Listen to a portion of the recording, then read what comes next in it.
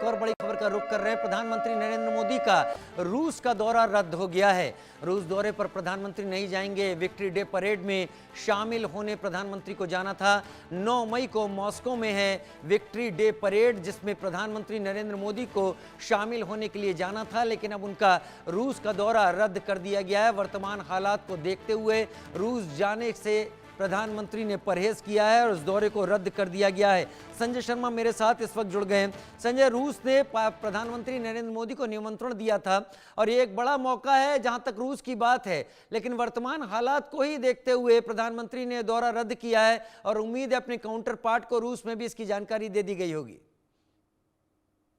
बिल्कुल राजीव, जिस तरीके से प्रधानमंत्री नरेंद्र मोदी ने अपना रूस का दौरा रद्द किया है, उसको देख करके आप कह सकते हैं, ऐसा लगता भी, संकेत भी यही है कि पहलगाम के बाद में भारत और पाकिस्तान के बीच में जिस तरीके से तनाव लगातार बढ़ता जा रहा है, दिन पर दिन बढ़ता जा रहा है, उसको देखते हुए प्रधानमंत्री नरेंद्र मोदी ने अपना विदेश दौरा, मॉस्को का दौरा रद्द कर दिया है। और रूस की तरफ से भी इस बात की अधिकृत रूप से जानकारी भी आ गई है। खुद राष्ट्रपति पुतिन के मंत्री ऑफिस से इस तरह की जानकारी निकल के सामने आई है कि प्रधानमंत्री नरेंद्र मोदी नहीं आ सकेंगे। और प्रधानमंत्री नरेंद्र मोदी की तरफ से भी, भारत के विदेश मंत्रालय की तरफ से भी इस तरह की जानकारियां दी जा रही है कि प्रधानमंत्री नरेंद्र मोदी मॉस्को की यात्रा रद्द कर रहे हैं। 9 मई को अब मॉस्को नहीं जा रहे हैं। ठीक है, बहुत शुक्रिया मेरे साथ जुड़ने के लिए संजय शर्मा, इस जानकारी के साथ आपका। और अब मेरे साथ 2 खास मेहमान जुड़ रहे हैं जिनसे हम वर्तमान हालात को समझने की कोशिश करेंगे और आप तक भी वो जानकारियां पहुंचाएंगे जो वाकई जरूरी हैं आज के हालात में जाननी। मेरे साथ निपुण आलम बयान इस वक्त विदेश मामलों के जानकार के तौर पर जुड़ रहे हैं और ब्रिगेडियर दत्ता मेरे साथ, विनोद दत्ता मेरे साथ इस वक्त जुड़ रहे हैं जो कि डिफेंस एक्सपर्ट के तौर पर। आप दोनों का बहुत स्वागत है हमारे साथ इस चर्चा में शामिल होने के लिए। ब्रिगेडियर विनोद दत्ता और निपुण आलम बयान, आप दोनों का। निपुण आलम बयान, सबसे पहले मैं आपका रुख कर लेता हूं। हमने देखा पिछले कई दिनों से, जब से तनाव की स्थिति हुई 22 अप्रैल के बाद जो हत्याकांड हुआ पहलगाम में, उसके बाद भारत ने कड़े फैसले लेते हुए कई सारे मैसेजेस पूरी दुनिया को दिए। प्रधानमंत्री ने साफ कहा कि हम आइडेंटिफाई करेंगे, ट्रैक करेंगे और ऐसी सजा देंगे जो उनकी उम्मीद से ज्यादा बड़ी हो। और पूरी दुनिया अब इस कोशिश में है कि इसको टॉक्स के दायरे में लाया जा सके। क्या भारत के अभी उठाए गए कदम नाकाफी हैं या फिर आपको लगता है जो सिचुएशन है वो आगे ऐसे ट्रिगर पॉइंट की तरफ जा रही है जहां पर एक बड़ा कॉन्फ्लिक्ट देखने को मिल सकता है? निपुण आलम बयान। राजीव जी, देखिए, बिल्कुल हमारे प्रधानमंत्री जी ने कहा था।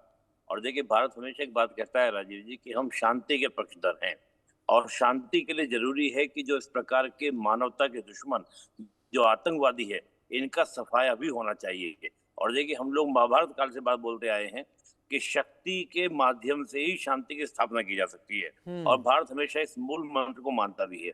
जिस प्रकार की पाकिस्तान ने कायरा हमला किया था, उसके बाद हमने डिप्लोमेटिक बहुत सारे स्टेप लिए, चाहे हम लोगों ने इंडस वाटर ट्रीटी को सस्पेंड किया हो और भी बहुत सारी चीजें ली गई हो। हालांकि वो भी बहुत बड़े स्टेप्स थे, बहुत बड़े मैटर है जिनका प्रभाव आपको आने वाले समय में देखने को मिलेगा। कम से कम अगर हम पाकिस्तान की बात करें तो 80% जो कृषि है वो पाकिस्तान की प्रभावित होनी है इंडस वाटर ट्रीटी के सस्पेंड होने से।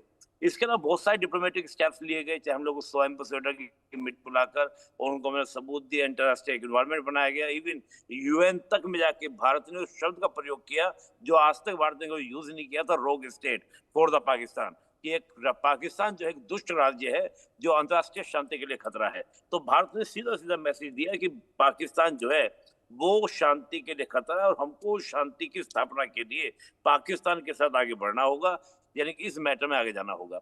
लेकिन एक बड़ी बात राजीव जी ये है, जिस प्रकार से हम पाकिस्तान को देख रहे हैं और पाकिस्तान लगातार, चाहे वो जनरल मुनीर का भाषण हो, उसके बाद एक घटना होना हो और उसके बाद न्यूक्लियर धमकी दी जानी हो, और उसके बाद हम देखें रक्षा मंत्री का ये स्वीकार करना कि 3 दशक से हम टेररिज्म, और आज भी हम देखें लगातार पाकिस्तानी कोशिश कर रहा है कि हम युद्ध नहीं चाहते, भारत युद्ध चाहता है। तो मुझे लगता है कि कहीं ना कहीं पाकिस्तान लगातार, आप देखिए 3-4 दिन से लगातार एलओसी फायरिंग भी हो रही है, तो डुअल स्टैंडर्ड से आपको पाकिस्तान को देखने को मिल रहे हैं। और जिस प्रकार की खबरें आ रही हैं कि बॉर्डर के ऊपर उन्होंने आर्टिलरी तैनात कर दी है, अपने टैंक लगा दिए गए हैं, तो इसका मतलब यह है कि Pakistan is ready for the conflict. Pakistan चाहता है एक वॉर हो जाए, एक युद्ध हो जाए। इसके 2 रीजन है, एक तो पाकिस्तान के अंदरूनी हालात जिससे उसका ध्यान, वहां की जनता का ध्यान वहां से हटाना चाहता है, और दूसरा मुझे लगता है कि बाहरी ताकत जैसे चीन है, चीन नहीं चाहता कि भारत में इन्वेस्टमेंट आए।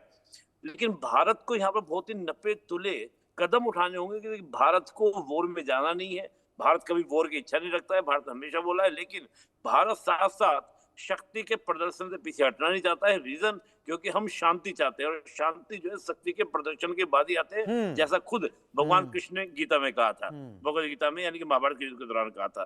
तो मुझे लगता है कि जो हमने पहले से जगह लिए थे उनका इम्पैक्ट हमें देखने को आता हूं नहीं सर, मिला आपका है। रुख करता हूं।